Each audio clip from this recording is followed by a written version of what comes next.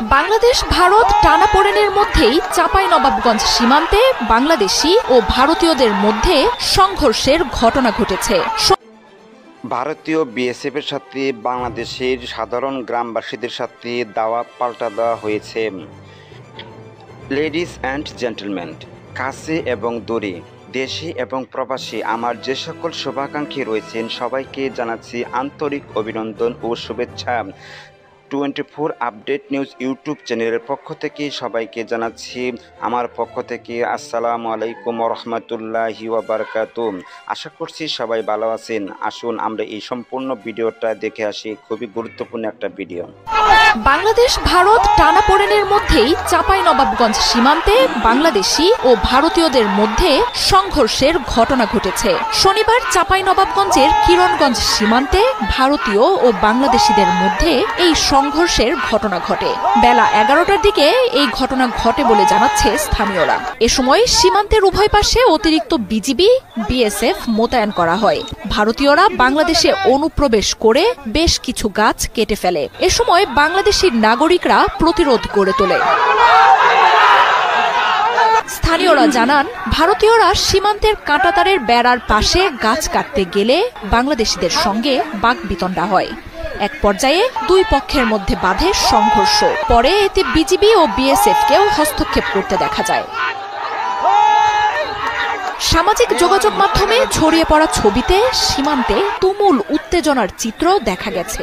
কয়েকদিন ধরেই বাংলাদেশ ভারত সীমান্তে ভারতীয় সীমান্তরক্ষী বাহিনীর অবৈধভাবে বেড়া নির্মাণের ঘটনায় উত্তেজনা চলছে। শিবগঞ্জ সীমান্তে গেল সপ্তাহে এই নিয়ে ব্যাপক উত্তেজনা দেখা দেয়। এ সময় সীমান্তে মুখোমুখি অবস্থানে চলে আসে দুই দেশের সীমান্তরক্ষী বাহিনী। পরে বিজিবি ও বিএসএফ এর সাথে সীমান্তে অবস্থান নেন দুই দেশের স্থানীয়রাও। উত্তেজনার এক পর্যায়ে পতাকা বৈঠকে বসে দুই বাহিনী। তবে সংকট না কাটায় সীমান্তে অতিরিক্ত বিজিবি মোতায়েন করা হয়। শুধু চাঁপাইনবাবগঞ্জই নয়, আরও বেশ কয়েকটি সীমান্তে ভারত অবৈধ বেড়া নির্মাণ কাজের উস্কানি দেয় গেল রবিবার ভারতীয় হাইকমিশনার প্রণয় ভার্মাকে ডেকে পাঠায় পররাষ্ট্র মন্ত্রণালয়। এর পাল্টা জবাবে পরের দিনই বাংলাদেশের ডেপুটি হাইকমিশনার নুরুল ইসলামকে তলব করে নয়াদিল্লি। পাল্টাপাল্টি এই তলবের ঘটনায় বাংলাদেশ ভারত সম্পর্কে দেখা দেয় নতুন উত্তেজনা।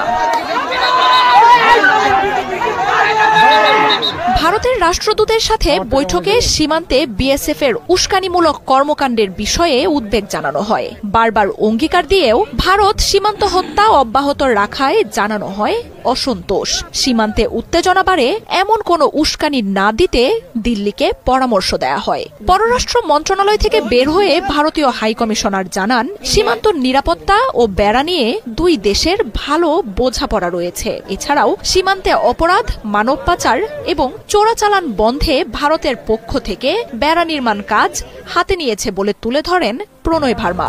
সহযোগিতার মাধ্যমে সংকট সমাধানের কথাও জানান তিনি। তবে ঢাকার কড়া বার্তার কয়েক ঘণ্টা পরই দিল্লিতে বাংলাদেশের ডেপুটি হাই কমিশনার নুরুল ইসলামকে তলব করে ভারতের পররাষ্ট্র মন্ত্রণালয়। সোমবার দুপুরে দিল্লি প্রশাসনের সাথে বৈঠক করেন তিনি।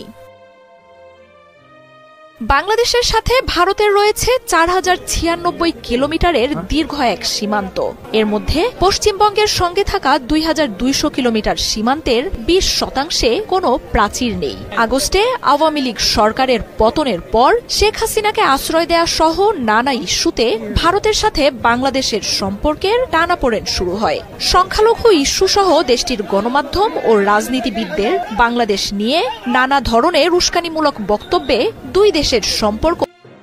সম্মানিত দর্শক শ্রোতা, এতক্ষণ যে ভিডিওটা দেখলেন, আশা করছি এই ভিডিওটা সবার ভালো লেগেছে। আরও ভালো ভিডিও পেতে 24 আপডেট নিউজ চ্যানেলের সাথে থাকুন। ইনশাল্লাহ পরবর্তী আরও ভালো ভিডিও নিয়ে হাজির হবে। ততক্ষণে আপনারা সবাই ভালো থাকবেন। আল্লাহ হাফেজ।